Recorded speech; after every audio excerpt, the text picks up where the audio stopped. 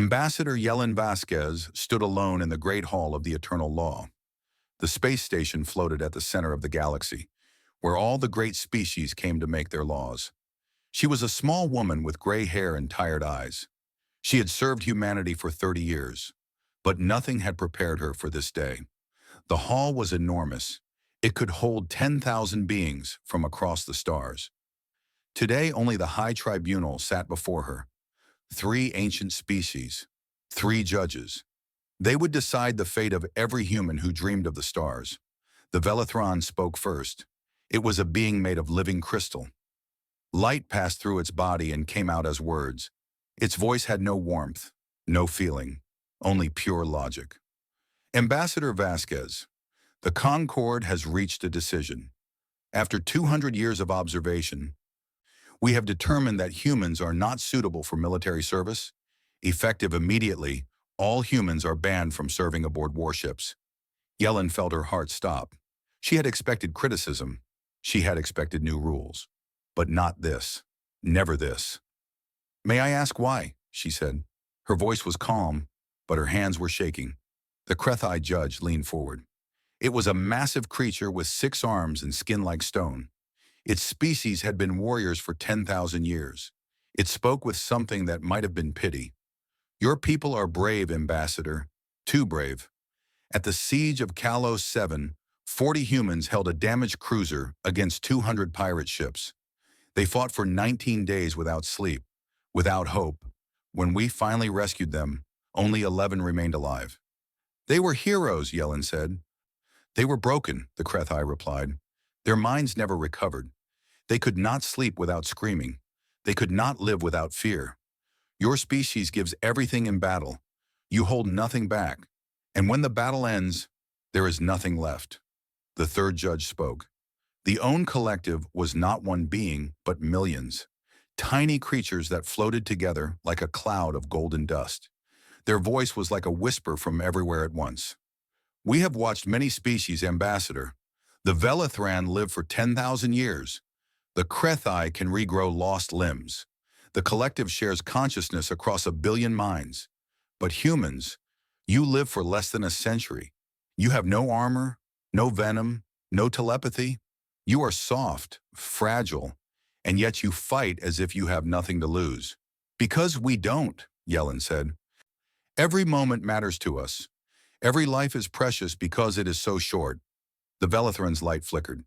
"That is precisely the problem. You are too valuable to waste in war, too precious to sacrifice. This ban is not a punishment, Ambassador. It is protection." Yellen wanted to argue. She wanted to scream, but she was a diplomat. She had learned long ago that some battles could not be won with words. "The conquered has spoken," she said quietly. "Humanity will obey." She turned and walked out of the great hall. Her footsteps echoed in the silence. Behind her, the judges watched her go. They did not understand why her shoulders were straight. They did not understand why she was not crying. They did not understand humans at all. The news reached Earth within hours. Humanity did not take it well. In the cities, people protested. In the military academies, young cadets wept with anger. Humanity had spent 200 years proving itself to the galaxy. They had fought alongside aliens. They had died alongside aliens. And now they were being told that they were too weak to fight at all. But not everyone was angry. Some were thinking. On the moon, in a shipyard that built cargo vessels for the Concorde, a young engineer named Kofi Asante sat alone in his workshop. He was 25 years old. He had dark skin and clever hands. He had dreamed of being a starship captain since he was a child. That dream was dead now. But as he sat in the darkness, a new dream began to form. He pulled up the designs for a Concorde warship on his screen. It was a beautiful machine. Fast, powerful, deadly. But as Kofi studied it, he began to see something strange. The ship was not perfect. It was designed for Velethran crews who never slept. It had no rest areas, no places for tired minds to recover. It was designed for Krethi warriors who could survive in vacuum for hours. It had no backup life support, no emergency systems. The Concorde built ships for perfect beings, but perfect beings did not exist. Kofi began to make notes. He sketched new designs, better designs. ships with redundant systems, ships with places for crews to rest and heal, ships that could survive when everything went wrong, ships that could be crewed by anyone, even humans. He worked through the night. He worked through the next day. When his friends came to comfort him about the ban, he barely noticed them. They said we cannot serve on their ships, he whispered to himself. They did not say we cannot build better ones. Weeks passed. Kofi showed his designs to others, young engineers who shared his anger, old veterans who understood his vision. Slowly, a movement began to grow. If humanity could not fight in the Concord's wars, they would build the weapons for those wars. They would learn every species, study every weakness, design ships that were stronger, smarter, and more resilient than anything the galaxy had ever seen. And deep in their hearts, they would remember this insult. They would wait, they would prepare, because someday the galaxy would need them. And when that day came, humanity would be ready. Kofi Asane looked up at the stars through the shipyard window. He smiled. "We are not fragile," he said softly. "We are patient, and patience is the greatest weapon of all." Above him, the stars burned cold and bright. They had no idea what was coming. 50 years had passed since the ban. The galaxy had changed, and humanity had changed most of all. Kofi Asante was an old man now. His hair was white. His hands were not as steady as they once were, but his mind was sharper than ever. He stood on the observation deck of the Luna Prime shipyard and watched his greatest creation take shape. The Adamantine was the largest warship ever built. It stretched for 3 kilometers from bow to stern. Its hull was made of metals that had not existed 50 years ago. Its weapons could crack a moon in half, and it had been designed by humans. Every single piece of it. "She is beautiful," said a voice behind him. Kofi turned. Admiral Chen Wei stood in the doorway. She was the commander of humanity's transport fleet, the only ships humans were allowed to serve on. She looked at the Adamantine with hunger in her eyes. "She is not for us," Kofi reminded her gently. "The Krethi will crew her. We only build." "For now," Chen Wei said. Kofi smiled. He had heard those words many times over the years. Every human who worked in the shipyard said them. For now. It had become a prayer, a promise. The truth was simple. In 50 years, humanity had become the greatest shipbuilders in the galaxy. 60% of all conquered warships came from human shipyards. Every species wanted human-built vessels. They were faster, stronger, more reliable. The aliens never asked how this had happened. They never wondered why humans, banned from war, had become so good at building weapons for it. They did not understand that anger could be patient. That pride could be quiet. That revenge could take the form of excellence. But Kofi had a secret. Everyone in the shipyards had a secret. Deep beneath the moon's surface, in tunnels that no alien had ever seen, there was another shipyard. It was called the Anvil, and it built ships that were very different from the ones above. These ships were designed for human crews. Every system had a backup. Every backup had a backup. The life support could run for years on emergency power. The controls could be operated by hand if the computers failed. The bridges had windows, real windows, because human eyes needed to see the stars. These ships were ugly by Concorde standards. They were covered in extra armor. They had escape pods on every deck. They had medical bays that could treat every injury a fragile human body might suffer. They were built for a species that was soft, weak, mortal. They were built for a species that refused to die. No one knew when these ships would be needed. Perhaps never. Perhaps the Concorde would keep humanity safe forever. Perhaps the galaxy would never face a threat that required human hands on human weapons. But Kofi did not believe in perhaps. He believed in being ready. The call came at midnight. Kofi was sleeping in his quarters when the emergency signal woke him. He stumbled to his communication screen and saw Admiral Chen Wei's face. She was pale. Her hands were shaking. "We just received word from the Outer Rim," she said. "The Third Border Fleet is gone." Kofi sat down heavily. The Third Border Fleet was 12 dreadnoughts, 400,000 crew members, the largest military force in that sector of space. "Gone?" he repeated. "What do you mean, gone?" "Destroyed. All of them. In 6 hours." Kofi's blood ran cold. No known enemy could destroy 12 dreadnoughts in 6 hours. Nothing in the galaxy had that kind of power. Who? He whispered. Chen Wei shook her head. Not who. What? They call themselves the Hollow. They are machines, ancient machines from beyond the rim. They have been traveling through the void for millions of years, eating everything in their path. And now they have found us. The screen flickered. A new image appeared. It was a recording from the battle. Kofi watched as ships he had built were torn apart by swarms of metal insects. He watched as escape pods were hunted down and consumed. He watched as 400,000 beings died screaming. Then a voice spoke. It was cold, empty. It sounded like death itself. We harvest. You are next. The recording ended. Kofi sat in silence for a long moment. Then he stood up. His old bones ached. His heart was pounding, but his mind was clear. Activate the Anvil Protocol, he said. Chen Wei stared at him. Are you sure? The Concord has not lifted the ban. If we reveal the Anvil ships now, the Concord will lift the ban, Kofi interrupted. They will have no choice. When they do, we must be ready. He walked to his desk and pressed a button. Deep beneath the moon, lights began to turn on. Engines that had never been tested began to warm up. Crews that had trained in secret for decades began to report to their stations. The Anvil was waking up. Kofi looked out his window at the stars. Somewhere out there, the Hollow were coming. They were ancient and powerful and patient.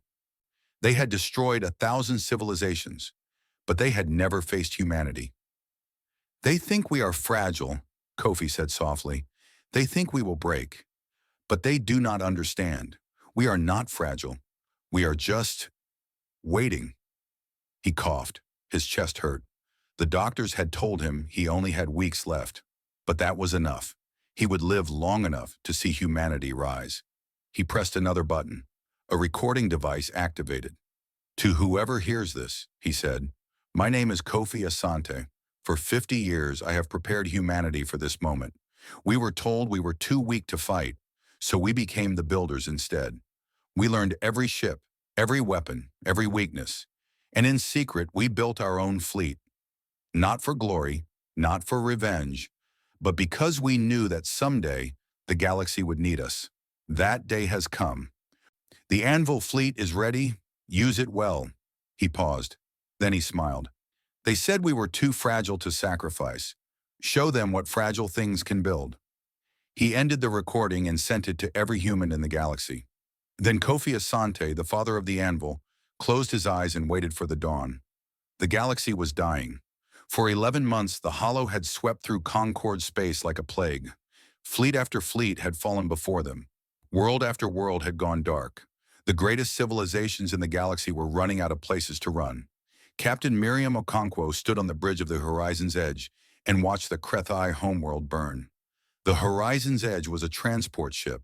It had no weapons, no armor. It was designed to carry cargo, not fight wars. But today it was carrying something more precious than cargo. It was carrying the last survivors of a dying world. 3,000 Krethi refugees huddled in the cargo holds below. Warriors and children, soldiers and elders. The last of a proud species that had fought for 10,000 years and finally met an enemy they could not defeat. Miriam had been ordered to evacuate as many as she could. She had made 7 trips already. Each time she had returned to find fewer survivors waiting. Each time the Hollow had grown closer. This would be her last trip. The Hollow had surrounded the planet. There was no way back. Captain, her navigator said. His name was David. He was 22 years old and terrified. Hollow hunter-killer detected. It is moving to intercept. Miriam looked at the screen. The hunter-killer was a nightmare of metal and hunger. It was twice the size of her ship and covered in weapons that could tear them apart in seconds. How long until it reaches us? She asked. 7 minutes. 7 minutes. Not enough time to escape. Not enough time to hide. 7 minutes until 3,000 refugees died. 7 minutes until her crew died. 7 minutes until the Hollow added another victory to their endless count. Miriam closed her eyes. She thought of her mother, who had died on a colony world when she was young. She thought of her father who had taught her to never give up. She thought of every human who had ever been told they were too weak, too fragile, too small to matter. Then she opened her eyes. David, she said, turn us around. David stared at her. Captain? Turn us around. We are going to fight. The bridge went silent. Every crew member looked at her like she had gone insane. Perhaps she had, but insanity was better than surrender. We have no weapons, David whispered. Then we will make some. Miriam stood up. Her voice was calm. Her hands were steady. Listen to me, all of you. The Concord banned us from their warships because they thought we were fragile. They thought we would break under pressure. They were wrong. We are humans. We do not break. We adapt. She pointed at the screen.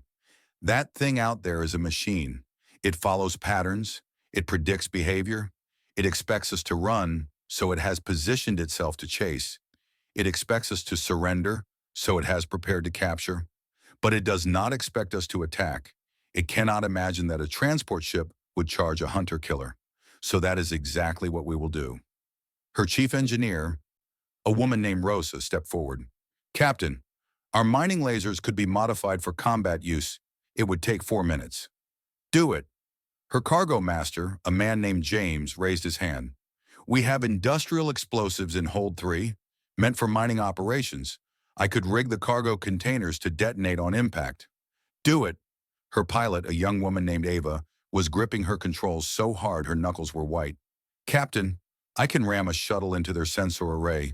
It might blind them for a few seconds, but you would not survive, Miriam said softly. Ava nodded. She was crying, but she was not running. I will do it, she said. Miriam looked at her crew. 12 humans on a cargo ship with no weapons and no hope, and not one of them was giving up. Prepare for battle, she said. The next 6 minutes were chaos. Rosa and her team tore apart the mining lasers and rebuilt them as weapons. James wired explosives into cargo containers and loaded them into the launch tubes. Ava programmed her shuttle for a suicide run. David plotted a course that made no sense, that broke every rule of space combat, that looked like the plan of a madwoman. It was perfect. The hunter-killer saw them coming. Its machine mind tried to understand what was happening. A transport ship was charging it. A ship with no weapons was attacking. This did not match any known pattern. This did not follow any logical behavior. The hunter-killer hesitated, and in that moment of hesitation, humanity struck. Ava's shuttle hit the sensor array at full speed. The explosion blinded the hunter-killer for 17 seconds. In those 17 seconds, the horizon's edge closed the distance. Rosa's makeshift weapons fired, burning holes in the machine's hull. James launched his explosive cargo containers directly into the wounds. The hunter-killer tried to fight back. Its weapons fired wildly, missing the ship that should not be there. Its repair systems tried to seal the damage, but the explosives were already inside. The detonation was visible from the planet below. When the light faded, the hunter-killer was dead. A floating wreck of twisted metal and broken machinery. The first hollow vessel destroyed by the Concorde in 11 months. And the ship that had killed it was a transport with no weapons, crewed by a species banned from war. The news spread across the galaxy in hours. In the Great Hall of the Eternal Law, the Valathran High Arbiter watched the battle recording 7 times. Its crystal body flickered with emotions it had not felt in 1,000 years. Their pattern, it said slowly, we cannot model it. They have no pattern. They simply refuse to die according to any logical framework. The Krethi delegate stood. Its voice shook with something that might have been awe. The humans have done what our greatest warriors could not. They have shown us that the hollow can be beaten. We must lift the ban. We need them. The Own Collective swirled in agreement. They are not fragile. They are something else.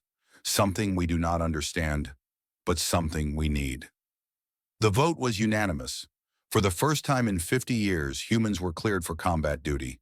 And deep beneath the moon, the Anvil shipyards opened their doors. Miriam Okonkwo did not see the vote. She was too busy saving 3,000 refugees. But when she finally received the news, she did not celebrate. She just nodded. It is about time, she said. Then she went back to work. There was a war to win. The Anvil fleet rose from the shadow of the moon, like ghosts emerging from a grave. 17 dreadnoughts, 40 cruisers, 200 support craft. Every ship crewed entirely by humans. Every ship built for human hands, human minds, human hearts. They were ugly ships. The Concorde observers who watched the launch could not hide their confusion. These vessels had too many backup systems, too many escape routes, too many redundancies that seemed like weakness. They did not understand that weakness was the point. Admiral Yuki Tanaka stood on the bridge of the flagship, the Adamantine's fist. She was 43 years old. She had spent her entire life training for a war she was forbidden to fight. Now the war was here, and she was ready. "Admiral," her communications officer said, "the Hollow Fleet has been detected in the Vega system. They are moving toward the colony worlds. Estimated arrival, 6 hours." Yuki nodded. "Set course for Vega. Maximum speed." The fleet moved. 300 ships traveling together through the darkness of space. The largest human military force in history, and none of them knew if they would survive the day. The Hollow were waiting for them. The machine swarm filled the space around Vega like a cloud of metal locusts. Thousands of ships, all connected by a single mind. They had studied every battle. They had learned every tactic. They knew exactly how organic beings fought. They did not know how humans fought. The first engagement was a disaster. Yuki ordered a standard flanking maneuver. The Hollow predicted it within seconds. They shifted their formation and caught the human fleet in a crossfire. 12 ships were destroyed in the first minute. Yuki watched her people die on the screens around her. She felt the rage building in her chest, the fear clawing at her mind, the despair whispering that this was hopeless. Then she pushed it all away. "All ships," she said calmly, "abandon tactical doctrine. Fight your own way. Do whatever you have to do. Just do not stop." The fleet scattered, and everything changed. The Hollow had studied organic warfare for millions of years. They knew that armies followed orders. They knew that fleets moved in formation. They knew that commanders gave instructions and soldiers obeyed. They did not know what to do when every ship became its own commander.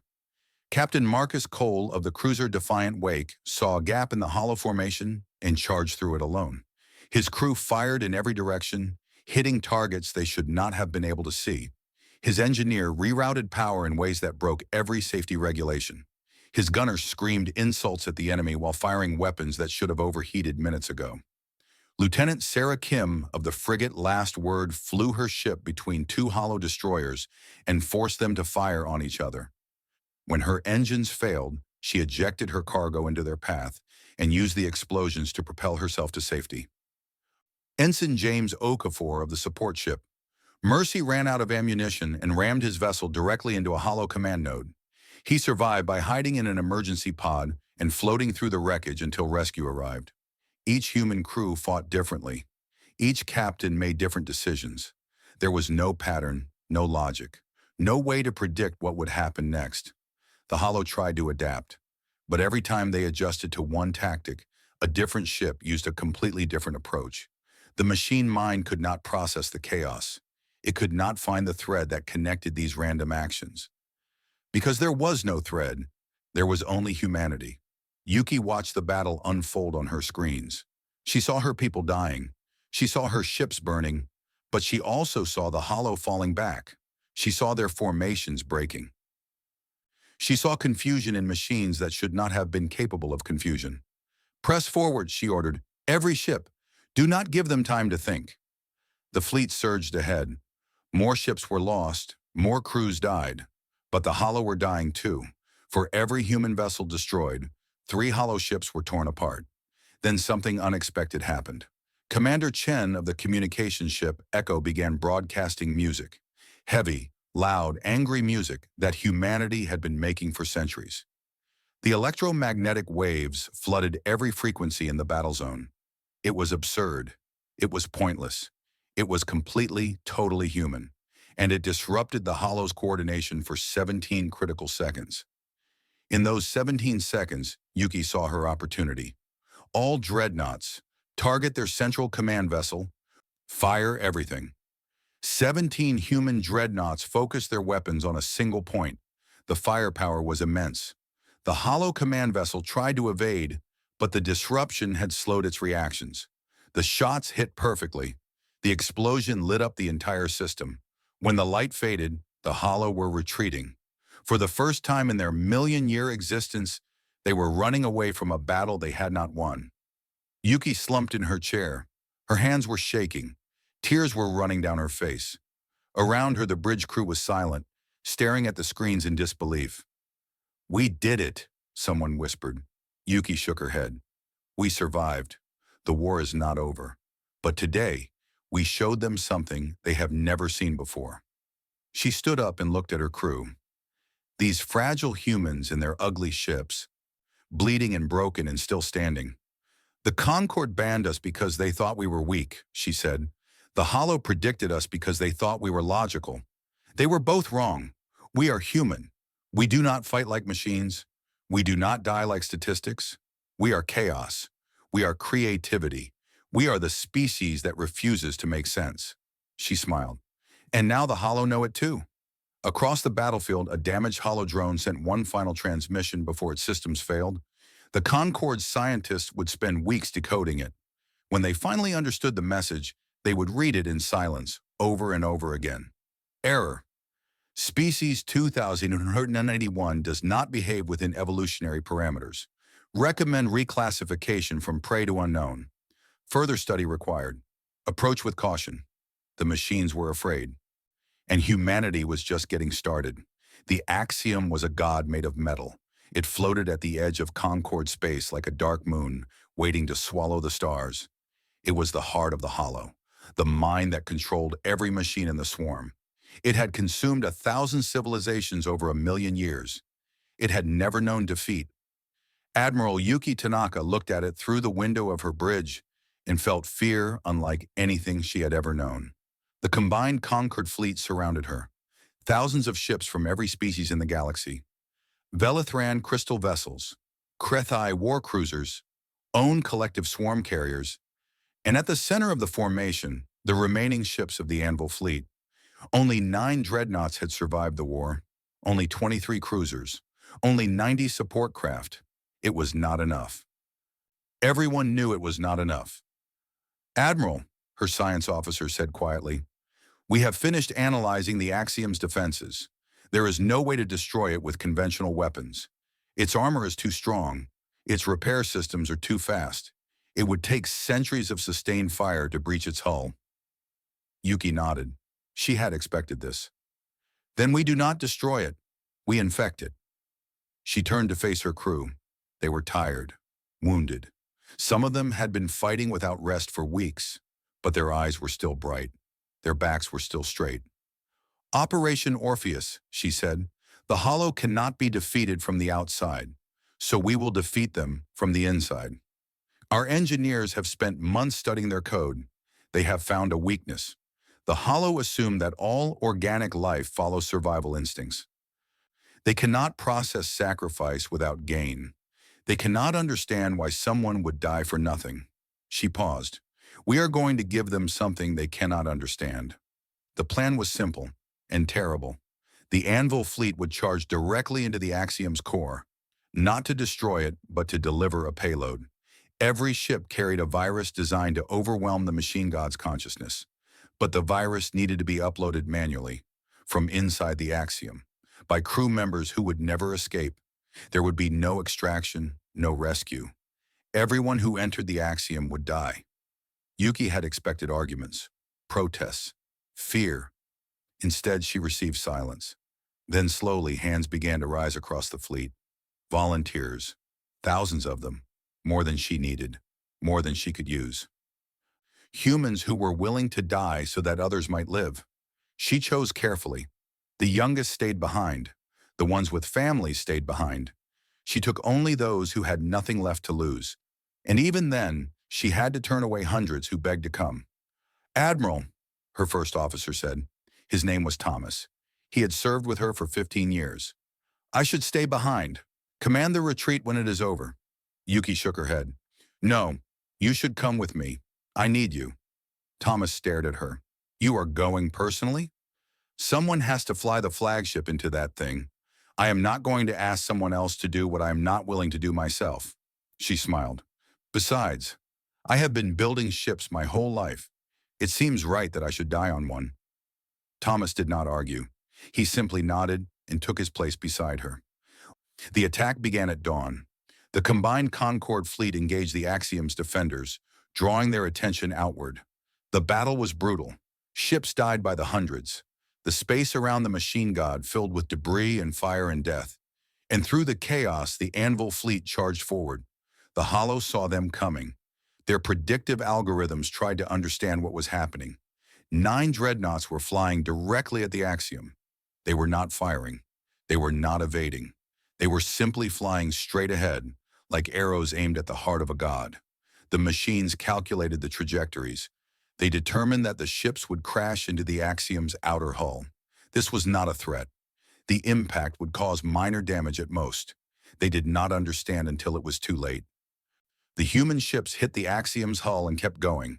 They tore through the outer armor, grinding metal against metal.